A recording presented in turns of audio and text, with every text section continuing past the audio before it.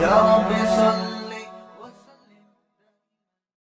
بسم اللہ الرحمن الرحیم نحمدہ ونصلی علی رسولہ الکریم۔ سورہ لقمان کا رکوع نمبر 2 اور 11واں رکوع 21ویں پارے کا آج میں شروع کروں گا حسب معمول، مختصر لفظی ترجمہ، مختصر گرامر کے ساتھ، پھر انشاءاللہ اس کی تفسیر ہوگی۔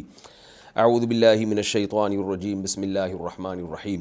وَإِذْ قَالَ لُقْمَانُ لِابْنِهِ، اس وقت کو یاد کرو جب لقمان نے کہا، لِابْنِهِ اصل میں تھا لِابْنِهِ، اپنے بیٹے سے کہا، وَهُوَ يَعِظُهُ، وَهُوَ يَعِظُهُ، اس حال میں کہا کہ وہ اپنے بیٹے کو نصیحت کر رہے تھے۔ یہ جو ہے نا میں نے کہا اس کنڈیشن میں کہا، یہ پورا جملہ ہے نا، واو جو ہے نا بعض دفعہ عطف کے لیے آتا ہے، یعنی جس کو ہم اردو میں انگلش میں کہتے ہیں اینڈ اور اردو میں کہتے ہیں اور بعض دفعہ واو یہ بتانے کے لیے آتی ہے کہ یہ کام جب ہوا تو اس کی کنڈیشن یہ تھی۔ تو لقمان نے اپنے بیٹے سے کہا اس حال میں کہ یعظہ اصل میں تھا یوعظہ، کہ وہ اس کو نصیحت کر رہے تھے۔ واعظ کہتے ہیں نرمی کے ساتھ کسی کو کی خیر خواہی کی بات کرنا۔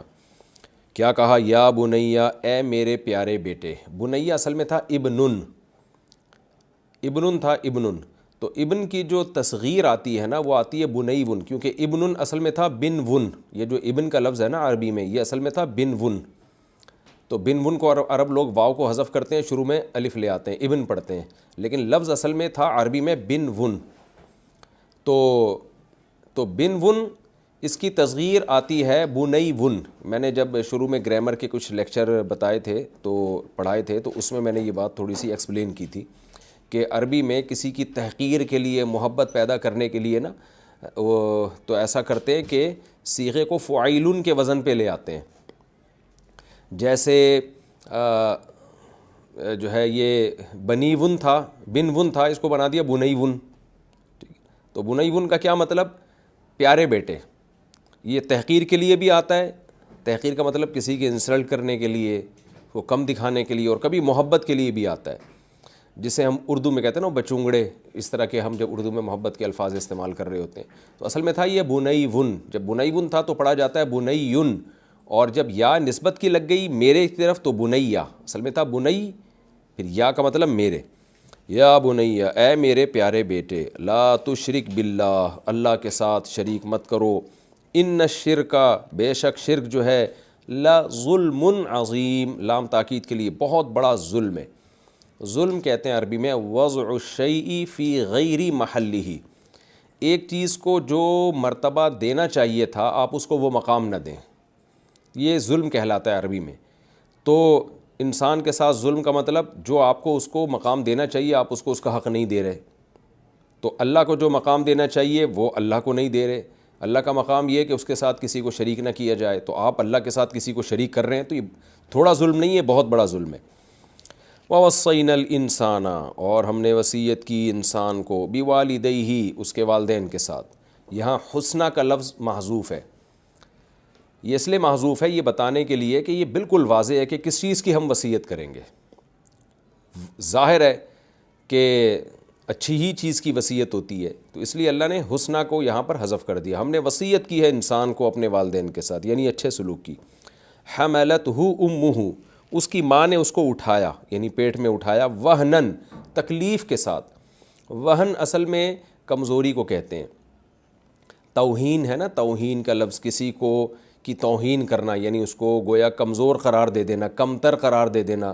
تو اس یعنی ایک کمزوری مادی ہوتی ہے، ایک معنوی کمزوری ہوتی ہے۔ تو جب آپ کسی کی انسلٹ کرتے ہیں تو معنوی طور پر اس کو گویا کہ ایک لحاظ سے کمزور قرار دے رہے ہوتے ہیں آپ۔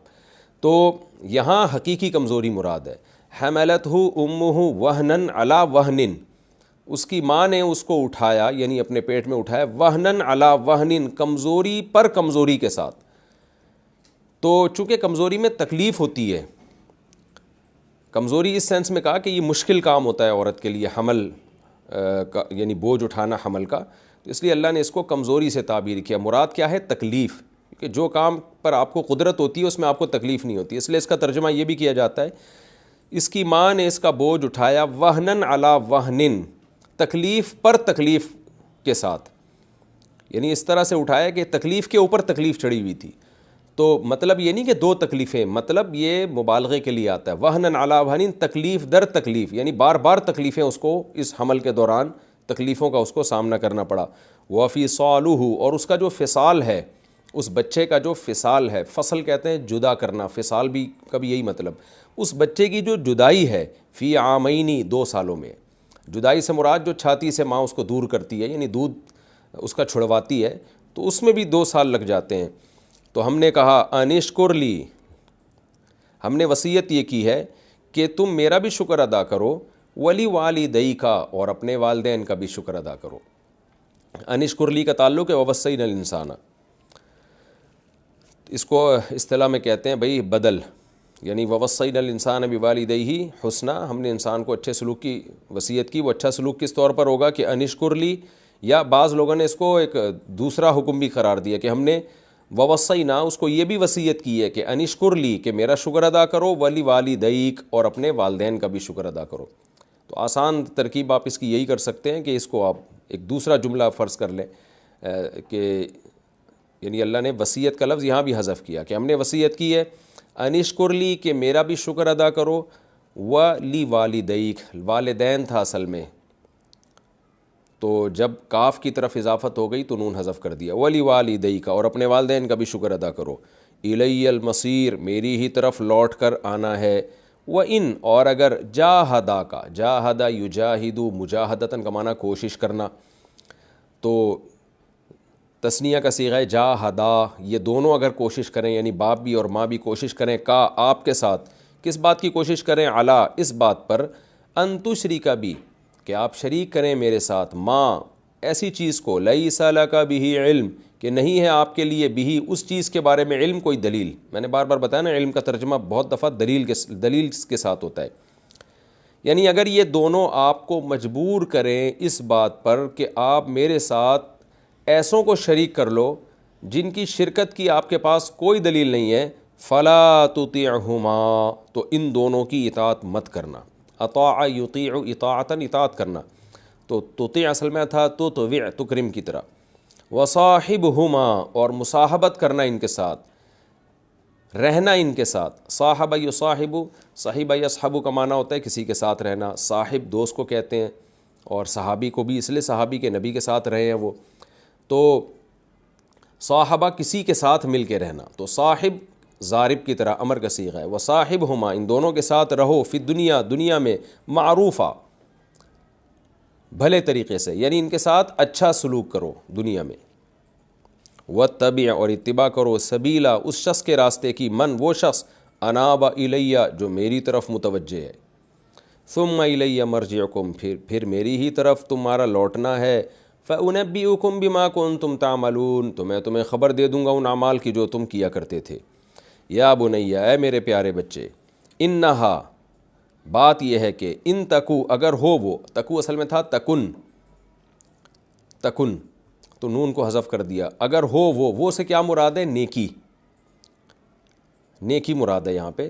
بعض دفعہ جو پروناؤن ہے نا، وہ یعنی جو ضمیر استعمال ہوتی ہے اس کا مرجع پیچھے ذکر نہیں ہوتا، لیکن اگلے کلام سے پتہ چل جاتا ہے کہ اس سے کیا مراد ہے۔ تو نیکی یا برائی، کوئی بھی، یعنی کوئی بھی عمل، تو ان تکو، اگر ہے وہ، یعنی وہ سے مراد جو تم عمل کر رہے ہو، چاہے نیکی کی صورت میں چاہے برائی کی صورت میں، مثقال حبۃ، ایک دانے کے ثقل کے برابر، ثقل اور مثقال کا ایک ہی معنی بوجھ کو کہتے ہیں، کشیش ثقل کہتے ہیں نا، گریویٹی کو کہتے ہیں نا، بڑا ثقیل جملہ کہا ہے آپ نے، بھاری بھرکم۔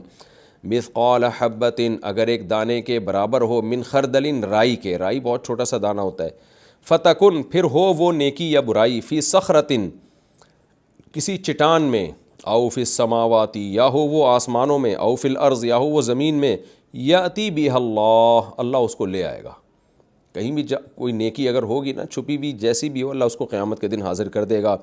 ان اللہ لطیف، بے شک اللہ تعالیٰ بہت باریک بین، لطف کہتے ہیں بہت ہی لطافت والا، لطیف کہتے ہیں ہلکی چیز کو جس میں باریک بینی بہت زیادہ پائی جائے، تو یہاں لطیف سے مراد یہ کہ باریک بین، تو لطیف ہلکی چیز کو بھی کہتے ہیں کیونکہ وہ اس کا کوئی وزن نہیں ہوتا نا، محسوس بہت کم ہوتی ہے وہ، تو ظاہری طور پر تو ہمیں یہی لگتا ہے کہ جو چیزیں بڑے بڑے اعمال ہو رہے ہیں وہ تو ہمیں پتہ چل سکتے ہیں، جو بہت چھپ کے کوئی شخص کام کر رہا ہے تو ہمیں کیا پتہ چلے گا. تو اللہ نے اپنے لیے لطیف کا لفظ استعمال کیا کہ میں باریک بین ہوں، مجھے سب کچھ پتہ ہے، خبیر باخبر بھی ہوں. یا بنی، اچھا لطیف کا ایک معنی مہربان بھی ہوتا ہے. اللہ تعالیٰ کہتے ہیں نا آپ کی لطف و عنایت ہے، لطف و عنایت ہے کہ آپ کی طرف سے آپ بڑے لطیف انسان ہو، یعنی لطف کرنے والے، رحم کرنے والے.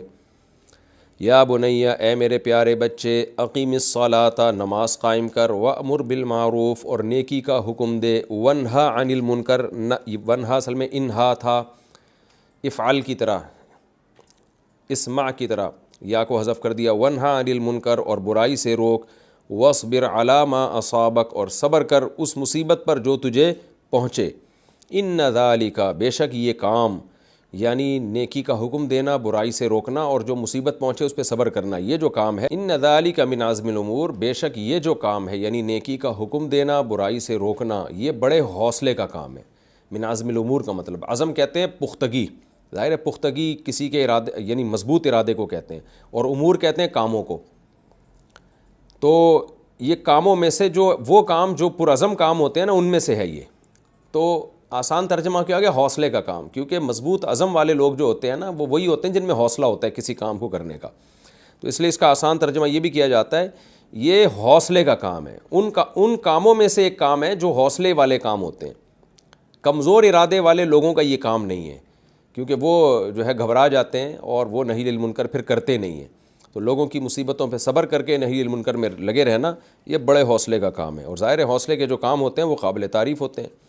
وَلَا تُصَعِّرْ خَدَّكَ لِلنَّاسِ، سعر عربی میں کہتے ہیں صاد عین الراہ. اونٹ کو ایک بیماری ہوتی ہے جس سے اونٹ کی گردن ٹیڑھی ہو جاتی ہے، تو وہ نا دائیں یا بائیں طرف دیکھ رہا ہوتا ہے.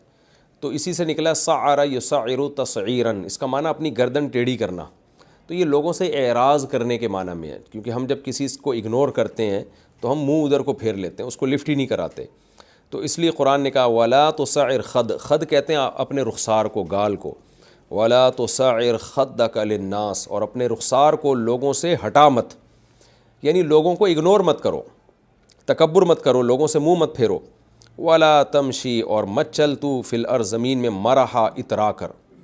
ان اللہ، بے شک اللہ تعالیٰ، لا یحب، محبت نہیں کرتے، کل مختار، محتال. احتیال عربی میں تکبر کو کہتے ہیں، اختیال. حدیث میں آتا ہے من جر ثوبہ خیلاء، خیلاء میں بھی خا یا اور لام آ رہا ہے نا، جو اپنے کپڑے کو یعنی شلوار کو ٹخنوں سے نیچے کھینچے گا تکبر سے، تو اللہ اسے قیامت کے دن دیکھے گا بھی نہیں. تو خیلاء، خا یا لام، یہ عربی میں تکبر کے معنی میں. تو مختال باب افتعال سے اصل میں تھا مختیل، مختیل، تو بن گیا مختالن، یعنی یا کو الف سے بدل دیتے ہیں. ان اللہ لا یحب، اللہ پسند نہیں کرتے، کل مختال، ہر تکبر کرنے والے کو، فخور، شیخیاں بھگارنے والے کو.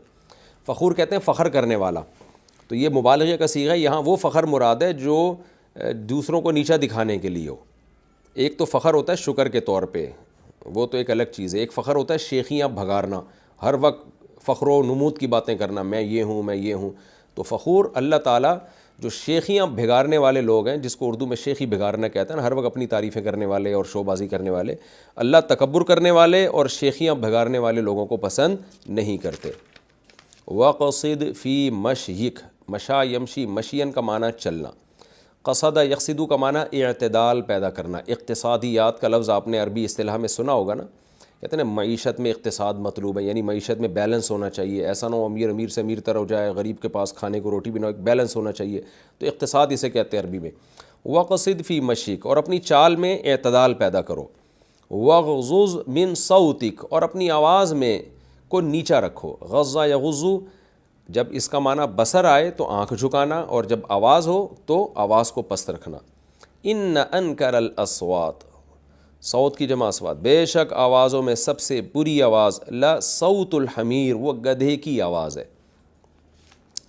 یہ جی ہمارا رکوع لفظی ترجمہ مختصر گرامر کے ساتھ مکمل ہو گیا. اب ہم اس کی تفسیر کی طرف چلتے ہیں. آپ کو پتہ ہے یہ سورہ لقمان ہے، اس میں اللہ نے لقمان علیہ السلام کی نصیحتوں کا تذکرہ کیا. راجح قول کے مطابق لقمان علیہ السلام پیغمبر نہیں تھے، اور بعض روایات کے مطابق داؤد علیہ الصلاۃ والسلام کے قریب ان کا زمانہ ہے لقمان علیہ السلام کا۔ اللہ کو آپ کی نصیحتیں بہت پسند آئیں جو اپنے بیٹے کو کر رہے تھے، اللہ نے ان کو آخری کتاب کا حصہ بنا دیا تاکہ ہم بھی اپنے بچوں کی انہی اصولوں کو سامنے رکھ کر تربیت کریں، اور سوسائٹی میں یہی اخلاق اللہ تعالیٰ چاہتے ہیں۔ بچوں کی تربیت اسی وجہ سے کی جا رہی ہے نا، تاکہ بڑے بھی پھر ایسے ہی ہوں، بچے ہی ہیں جو کل بڑے ہوں گے، تو اس لیے بڑوں کو بھی یہ اوصاف اپنے اندر پیدا کرنے کی ضرورت ہے۔ اس لیے اللہ نے فرمایا وَإِذْ قَالَ لُقْمَانُ لِابْنِهِ، اس وقت کو یاد کرو جب لقمان نے اپنے بیٹے سے کہا، وَهُوَ يَعِظُهُ، اس حال میں کہ بیٹے کو نصیحت کر رہے تھے۔ اس سے پتہ چلا کہ باپ کو چاہیے کبھی کبھار بیٹے کو نصیحتیں کیا کرے، جیسے کہ لقمان علیہ السلام کی عادت تھی، تو ایک دن نصیحتوں کے دوران یہ کہنے لگے، یا بنیا، اے میرے پیارے بچے۔ اس میں ہمیں یہ بھی سبق ملتا ہے کہ نصیحت میٹھے انداز میں ہونی چاہیے، گالم گلوچ، مار دھاڑ، جیسے آج کل والدین بچوں سے بات ہی ایسے کرتے ہیں جیسے پتہ نہیں یہ کیا ہے، یہ انسان کا بچہ ہے بھی کہ نہیں ہے، الو کے پٹھے اور گدھے اور اس طرح کے ایبیوزو لینگویج استعمال کر رہے ہوتے ہیں، تو بچے بھی پھر یہی اخلاق سیکھتے ہیں۔ تو مار تو بالکل آخری درجہ ہے، سختی تو بالکل آخری درجہ ہے، اصل درجہ کیا ہے؟ محبت۔ بچے کو محبت سے سمجھایا جائے، جیسے کہ لقمان علیہ السلام سمجھا رہے ہیں، یا بنیا، اے میرے پیارے بچے، بیٹا بھی نہیں کہا میرے بیٹے بلکہ پیارے بچے۔ سب سے پہلی بات، لا تشرک باللہ، اللہ کے ساتھ کسی کو شریک مت کرو۔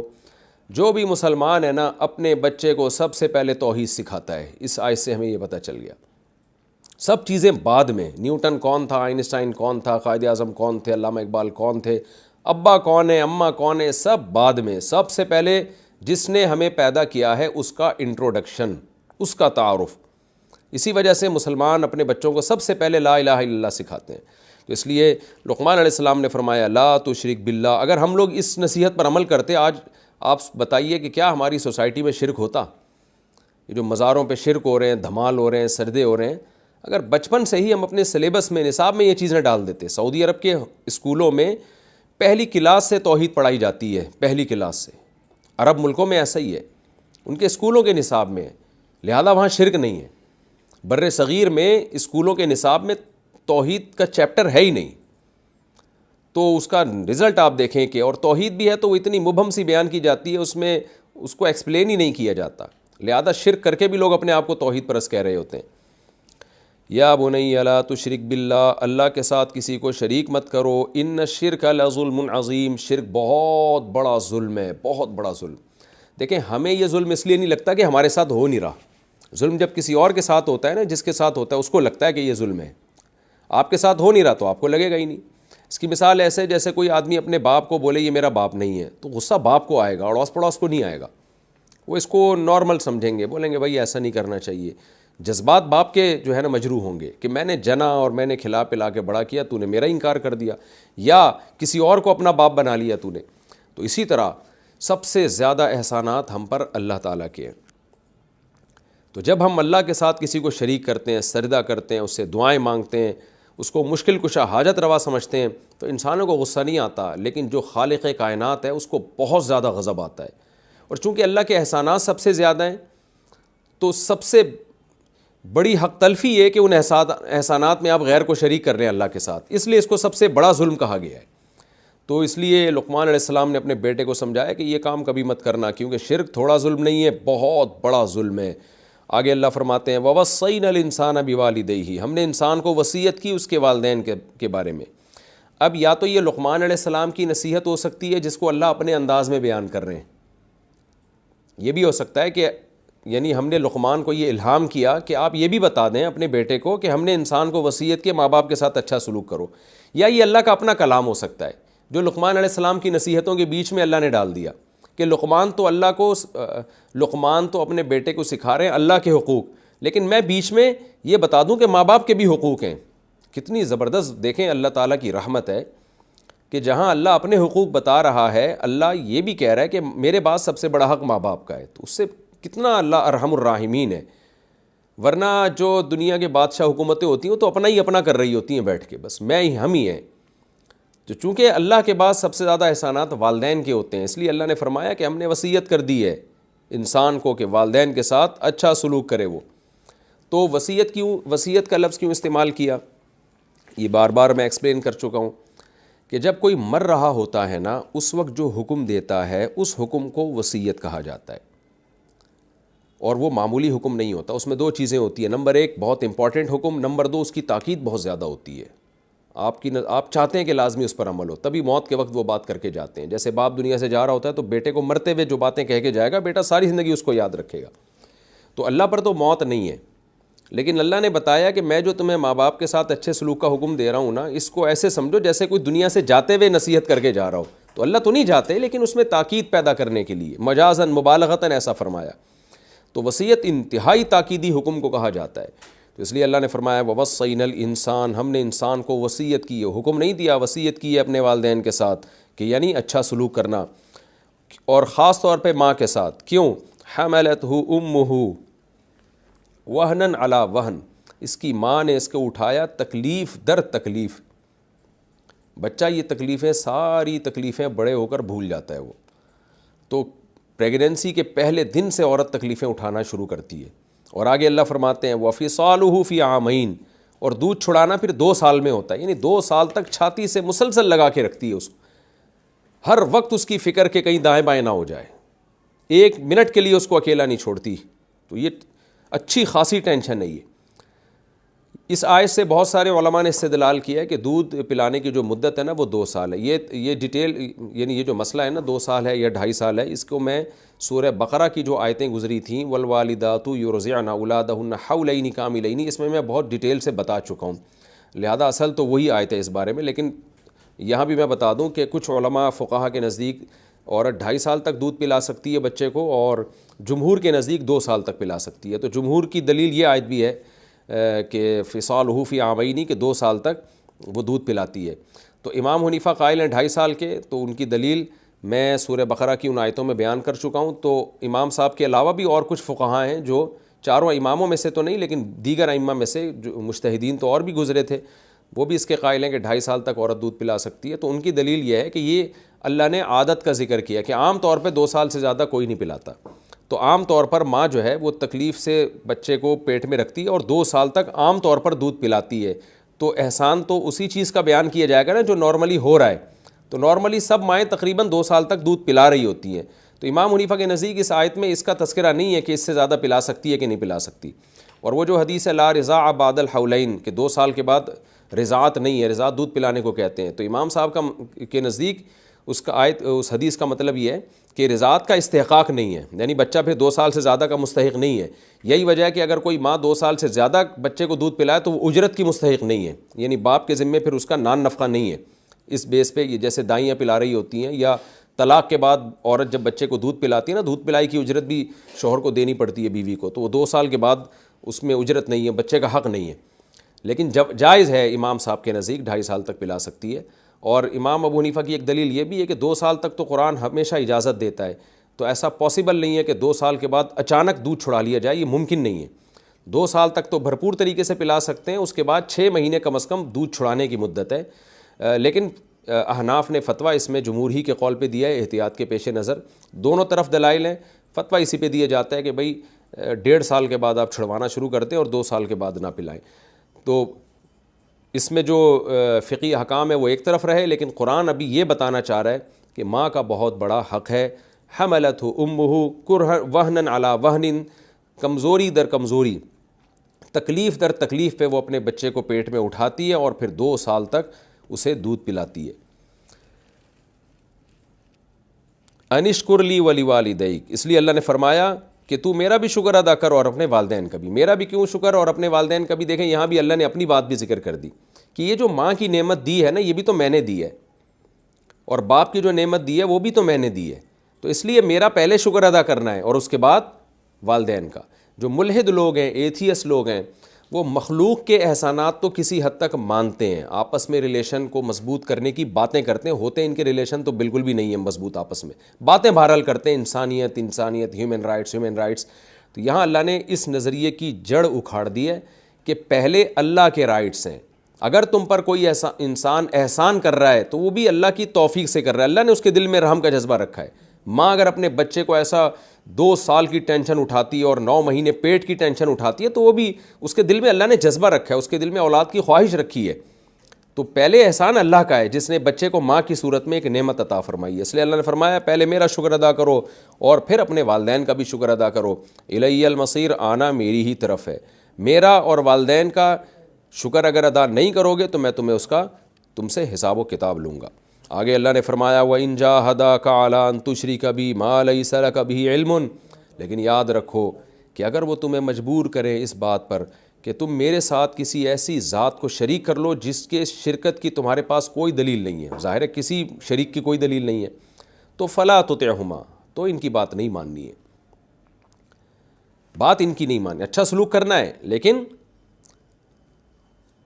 یعنی حدیث میں آتا ہے نا لا طاعۃ لمخلوق فی معصیۃ الخالق, یہاں تو اللہ نے شرک کا تذکرہ کیا لیکن حدیث سے پتہ چلتا ہے کسی بھی ناجائز کام میں والدین کی بات نہیں مان سکتے آپ. ماں بیٹی کو کہتی ہے پردہ نہ کرو, بیٹی پر اطاعت لازم نہیں ہے بلکہ مخالفت لازم ہے. باپ بیٹے کو کہتا ہے داڑھی کٹاؤ, بیٹے پر جائز نہیں ہے کہ باپ کے کہنے پہ داڑھی کٹا دے. وجہ اس کی ہے کہ انشکر لی ولی والدیک, اللہ کہتے ہیں پہلے میرا شکر ہوگا پھر ماں باپ کا. میرا حق ماں باپ سے بہرحال زیادہ ہے, تو ایسا تھوڑی کہ میرے حکم پہ ماں باپ کے حکم کو ترجیح دینا شروع کر دو. تو چونکہ وہاں اس وقت جب یہ آیتیں نازل ہوئیں تو زیادہ مسئلہ شرک کا تھا. شرک سے جو ہے نا ماں باپ شرک پہ مجبور کرتے تھے. داڑیاں تو سارے عرب رکھا کرتے تھے, پردہ بھی عورتوں میں بہت حد تک رواج تھا بھی, اور جو مسلمان ہو جاتی ہیں وہ تو ساری ویسے ہی پردہ کرتی تھیں. اس لیے اللہ تعالیٰ نے حکم دیا, اور پردے کے تفصیلی حکام ابھی نازل بھی نہیں ہوئے تھے, تو اس لیے اللہ نے شرک کو ہائی لائٹ کیا. لیکن اصل مقصد یہ ہے کہ کسی بھی نافرمانی میں جو اللہ اور اس کے رسول نے کسی چیز کو ناجائز قرار دیا اس میں والدین کی اطاعت جائز نہیں ہے. اللہ نے فرمایا فلا تطعهما, تو شرک کے معاملے میں ان کی اطاعت نہیں کرنی. وصاحبهما فی الدنیا معروف, اور یہ آیت غیر مسلموں کے بارے میں بھی ہے. اکثر غیر مسلم اس لیے ہیں کہ وہ کہتے ہیں ہمارے ماں باپ غیر مسلم تھے, ہم اگر اپنے باپ دادا کے دین کو چھوڑیں گے تو گویا یہ بے وفائی ہوگی. ہندو ہے, کیوں کہتا ہے میں اگر اپنے ماں اور باپ کے دین کو چھوڑ دوں تو یہ میں ماں باپ کے ساتھ بے وفائی کر رہا ہوں. عیسائی اس لیے وہ کہتا ہے یار میں اگر اپنے ماں اور باپ کے دین کو چھوڑ دوں تو یہ ماں باپ کے ساتھ بے وفائی ہے. تو اللہ نے فرمایا نہ, پہلے اللہ ہے بعد میں ماں باپ ہے. اس لیے اللہ نے فرمایا کہ شرک کا حکم دینا تو دور کی بات, اگر تمہیں شرک پر مجبور بھی کرے تو ان کی اطاعت نہیں کرنی. لیکن صاحبہما فی الدنیا معروفا, دنیا میں ان کے ساتھ بھلائی کے ساتھ ہی رہنا ہے, سلوک اچھا کرنا ہے. بیمار ہو جائیں تو بیمار پرسی کرنی ہے, ان کے ساتھ ان کو مالی تعاون کرنا ہے, اچھے اخلاق سے بات چیت کرنی ہے, بدسلوکی کرنے کی پھر بھی اجازت نہیں ہے. واتبع سبیل من اناب الیہ, اے اللہ جب سلوک اچھا کرنا ہے اور ان کی اطاعت ناجائز کاموں میں کرنی نہیں ہے تو پھر فالو کس کو کرنا ہے؟ اللہ نے فرمایا فالو اس کو کرنا ہے سبیل من اناب الیہ, جو میری طرف متوجہ ہے نا اس کے راستے کے پیچھے چلنا ہے. یعنی جو میرے راستے پہ چل رہے ہیں ان کے راستے پہ چلنا ہے تم نے. یہ آیت بھی تقلید, مجتہدین کی تقلید کی بہت مضبوط دلیل ہے. آج ہمارے یہاں بہت سے لوگ کہتے ہیں ہم ڈائریکٹ قرآن و حدیث پہ چلیں گے, ڈائریکٹ قرآن و حدیث پہ. بھائی ڈائریکٹ قرآن و حدیث پہ جو چل رہے ہیں نا پہلے سے, جن کو آتا ہے قرآن و حدیث, آپ ان کے راستے پہ چلیں. اللہ نے یہاں کیا یہ نہیں فرمایا ڈائریکٹ قرآن و حدیث پہ چلو, بلکہ اللہ نے فرمایا اس شخص کے راستے پر چلو جو میرے پیچھے چل رہا ہے. تو اس سے پتہ چلتا ہے کہ 2 طرح کے لوگ ہیں. کچھ ایسے ہوتے ہیں جو براہ راست قرآن و سنت پہ چلیں گے, ان کو اللہ نے من انابا الیہ کہا, جو میری طرف متوجہ ہیں, جو میرے راستے پہ چل رہے ہیں.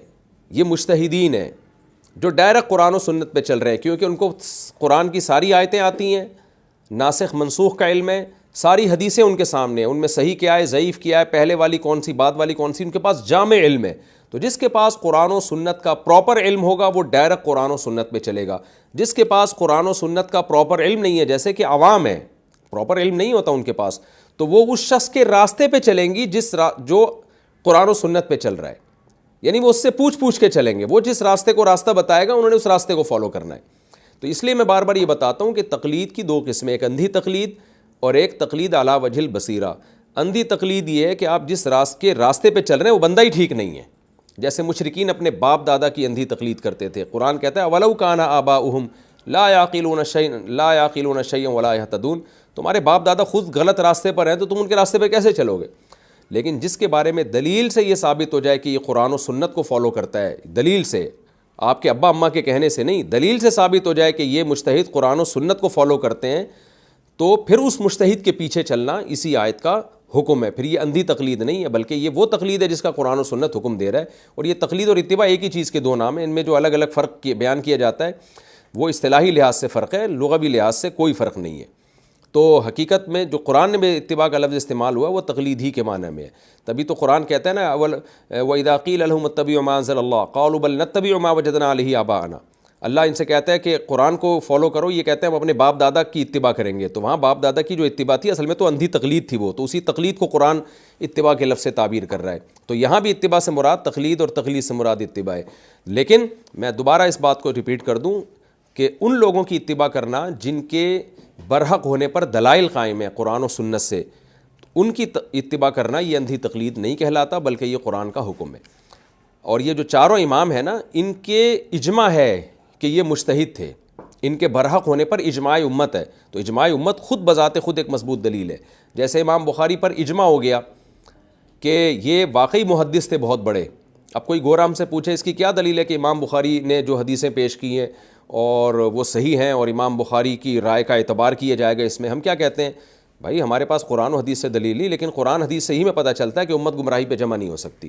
تو امام بخاری کے برحق ہونے پر, ان کے محدث ہونے پر, ثقہ ہونے پر پوری امت کا اجماع ہے, لہذا ان کی کتاب کو لیا جائے گا.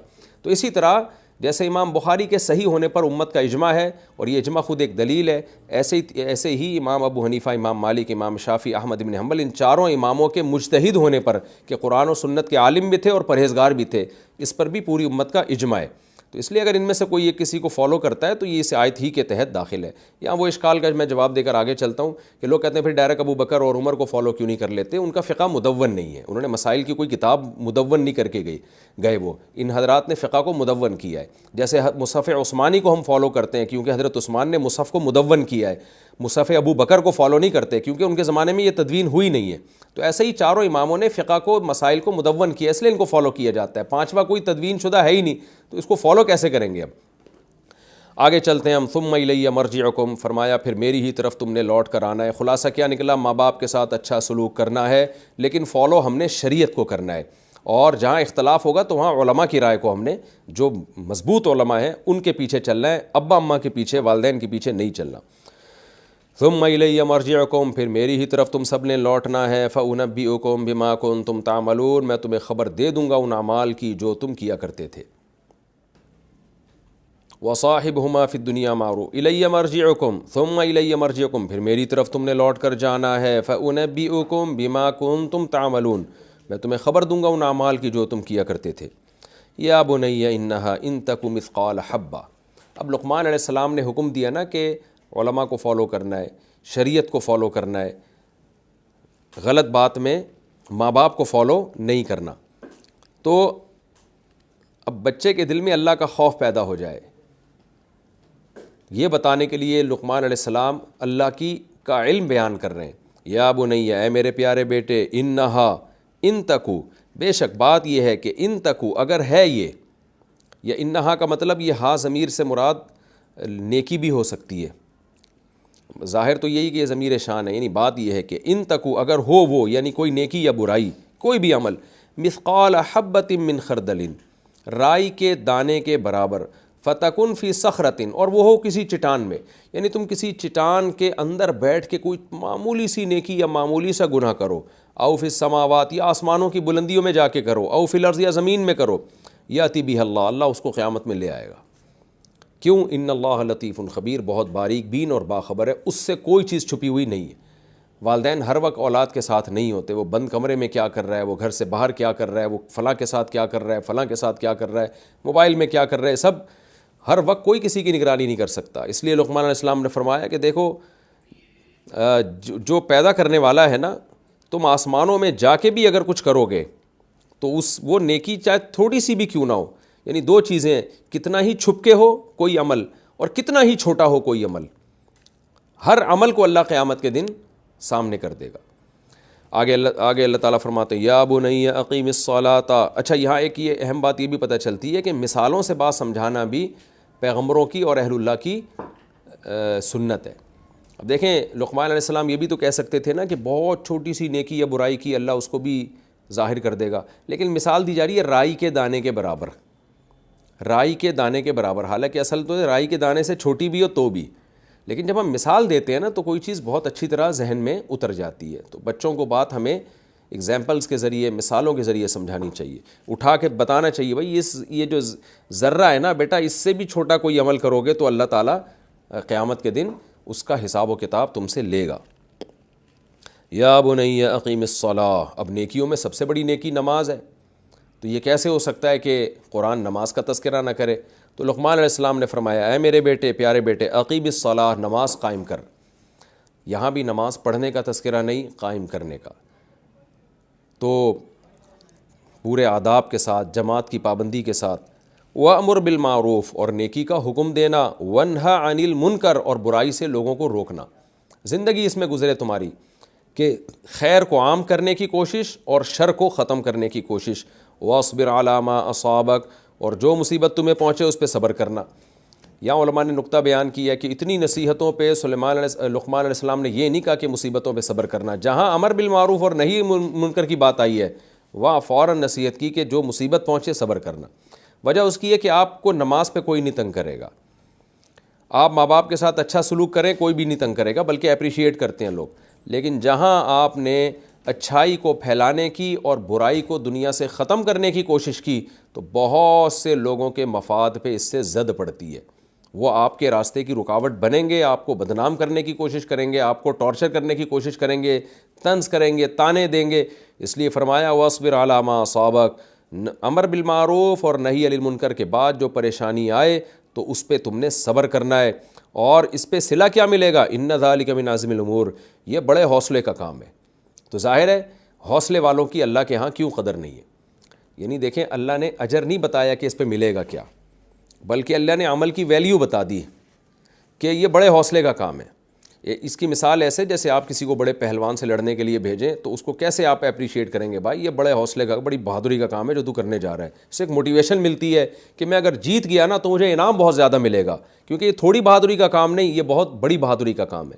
تو اس لیے اللہ نے فرمایا اِنَّ ذَلِكَ مِنْ عَزْمِ الْأُمُورِ، نہی عن المنکر اور امر بالمعروف میں جتے رہنا، اچھائی کو پروموٹ اور برائی کو دنیا سے ختم کرنے کی کوشش میں لگے رہنا، اور لوگوں کے طنز اور تانے برداشت کر کے یہ کام میں لگے رہنا، یہ بڑے حوصلے کا کام ہے. تو ظاہر ہے اللہ تو چھوٹی نیکیوں پہ بہت بڑا اجر دیتا ہے، تو بڑے بڑے حوصلے کے کاموں پہ کیسے بڑا اجر نہیں دے گا وہ.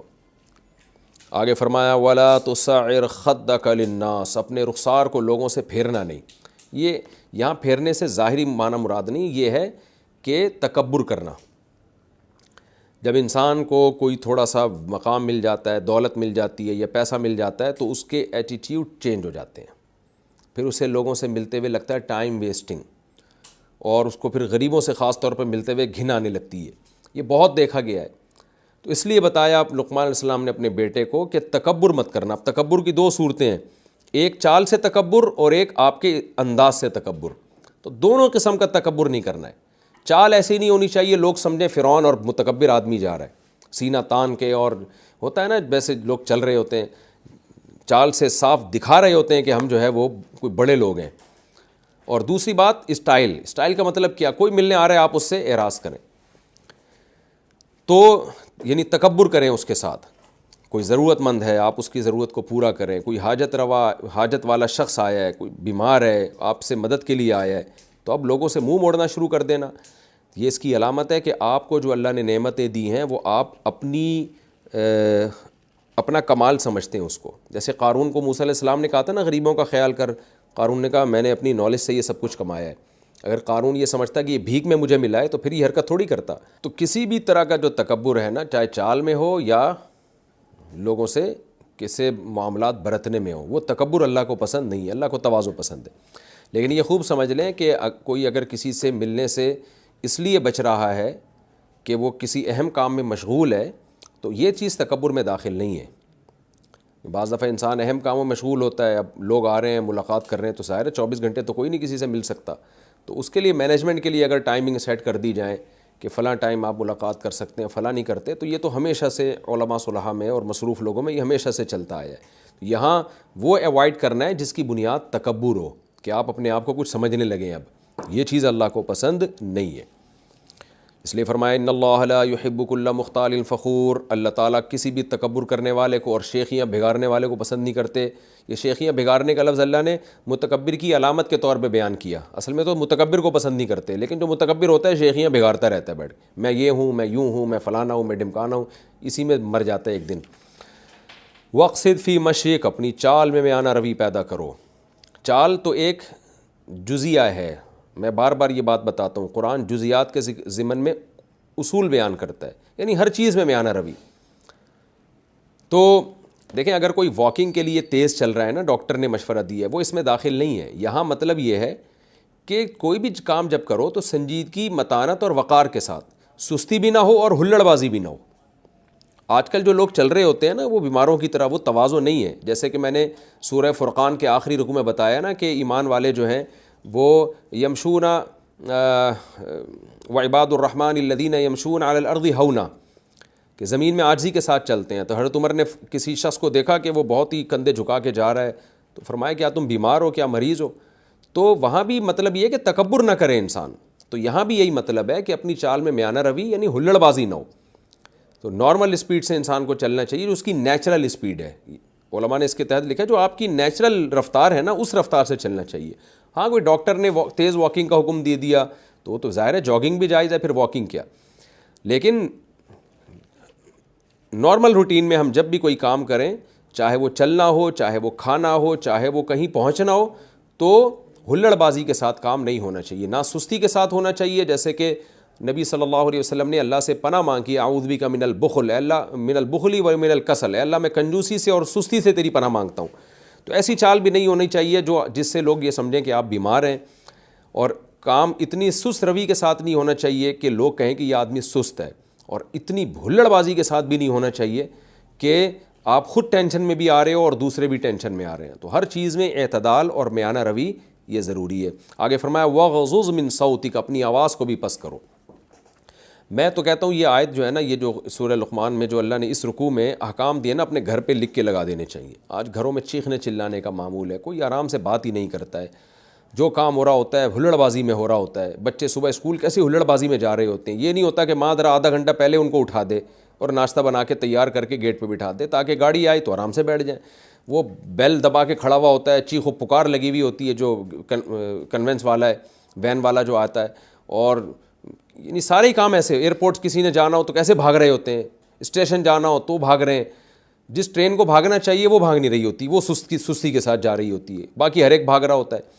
تو پوری قوم ہی اس عذاب میں مبتلا ہے کہ، اور یہ جو ہلڑ بازی ہم کرتے ہیں سستی کی وجہ سے کرتے ہیں، ٹائم پہ کام نہیں ہوتا تو عین وقت پہ پھر مسلط ہو جاتا ہے کام ہمارے اوپر۔ تو یہ آیتیں جو لقمان علیہ السلام نے جو نصیحت یہ کی ہے نا، گھر میں سنہری حروف سے یہ لکھ کے لگا دینی چاہیے کہ ہمارے گھر میں رہنے کا اصول ہے کہ ان اصولوں پر سب عمل کریں۔ تو اس میں ایک اصول وَغْضُضْ مِن صَوْتِكَ، اپنی آواز کو پست رکھو۔